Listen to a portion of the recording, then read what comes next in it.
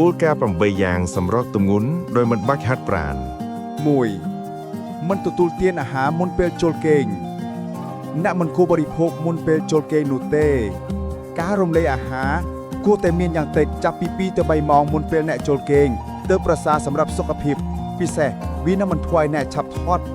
ប្រសិនបើអ្នកចង់ទទួលបានរាងស្អាតគ្មានខ្លាញ់ក្បាលពោះអ្នកគួរតែគិតពីរបបអាហារមុនពេលគេងនេះដោយខានមិនបាន 2. បង្កើនសកម្មភាពខាងក្រៅសកម្មភាពដែលអ្នកធ្វើមិនមែនជាការធ្វើលំហាត់តាមក្បួនខ្នាតនោះទេអ្នកគ្រាន់តែឡើងកាមយណ្ដាជើងជំនួសឲ្យការឡើងយណ្ដាយន្តទៅធ្វើការដោយថ្មើរជើងលេងជាមួយក្មេងតូចជំនួសឲ្យការអង្គុយមើលទូរទស្សន៍ជាដើមទាំងអស់នោះជាសកម្មភាពដែលអ្នកតែងតែធ្វើជាប្រចាំថ្ងៃដោយគ្រាន់តែកែទម្លាប់ខ្លះចេញតែប៉ុណ្ណោះការធ្វើសកម្មភាពទាំងអស់នោះអាចឲ្យអ្នកសម្រកទម្ងន់បានដោយមិនចាំបាច់លំហាត់ប្រាណនោះទេ 3. ហែលទឹកការហែលទឹកឯនិយាយបានថាជាលំហាត់ប្រាណមួយប៉ុន្តែវាគឺជាចំណង់ចំណូលចិត្តមនុស្សដែរវាមិនបានធ្វើឲ្យអ្នកចេញនោះទេដូច្នេះវាចាត់ទុកថាជាចំណង់ចំណូលចិត្តរបស់មនុស្សម្នាក់ៗដែលតែងតែអនុវត្តជាប្រចាំការហែលទឹកជាការវឹកហាត់សាច់ដុំរបស់អ្នកឲ្យធ្វើចលនាបានស្រួលហើយវាក៏អាចធ្វើឲ្យអ្នកមានរូបរាងស្រស់ស្អាតជាពិសេសគឺមានរាងស្វែវតែម្ដង 4. បរិភោគអាហារគ្មានកាឡូរីអ្នកគួរតែផ្លាស់ប្ដូររបបអាហារដោយបែរមុខទទួលទានអាហារដែលគ្មានកាឡូរីវិញតែថាមិនមែនគ្មានទាំងស្រុងនោះទេគឺគ្រាន់តែមានតិចតួចបំផុតដែលមិនអាចផ្ដល់ផលប៉ះពាល់ដល់សុខភាពបានអាហារទាំងអស់នោះមានដូចជាផ្លែប៉ោមត្រសក់ប៉េងប៉ោះ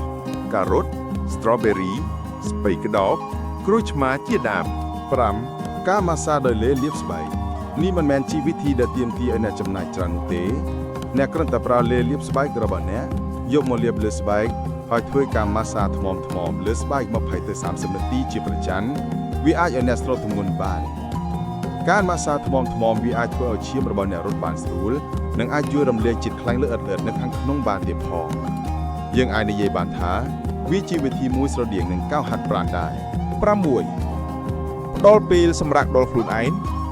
វិធីនេះចង់ឲ្យអ្នកផ្ដល់ពេលវេលាសម្រាប់ដល់ខ្លួនអ្នកផ្ទាល់អ្នកគួរតែមានពេលវេលាសប្បាយចង់ញ៉ាំអាហារតាមចិត្តជារៀងរាល់មួយសប្តាហ៍ម្ដងដើម្បីឲ្យអ្នកមានអារម្មណ៍ស្រស់ថ្លាអាចជួយសម្រាកទម្ងន់របស់អ្នកមួយកម្រិតដែរ 7. ខ្លែងបន្លំសូមអ្នកកុំគិតថាវិធីមួយនេះអាចឲ្យអ្នកបាត់បង់អ្វីខ្លែងបន្លំនៅក្នុងអត្ថបទនេះមានន័យថាអ្នកធ្វើជាទទួលទានអាហារមួយចានធំដដែលតែនៅក្នុងចាននោះមានអាហារតែបន្តិចតែប៉ុណ្ណោះក្រៅពីនេះសុទ្ធតែជាបន្លែដូចជាប៉េងប៉ោះព័ទ្ធជុំវិញមើលទៅហាក់ដូចជាអ្នកញ៉ាំអាហារច្រើនណាស់ដែរវិធីបែបនេះធ្វើឲ្យអ្នកសម្រកទម្ងន់បានកាន់តែឆាប់ 8. ពង្រៀងការឃ្លានអាហារនៅពេលដែលក្រពះរបស់អ្នកទាមទារអាហារអ្នកគួរតែពង្រៀងការឃ្លាននោះទេមិនមែនឲ្យអ្នកមិនទទួលទានទាំងស្រុងនោះទេតែអ្នកគួរតែទទួលទានទឹកកន្លះកែវឬទឹកតែ1កែវ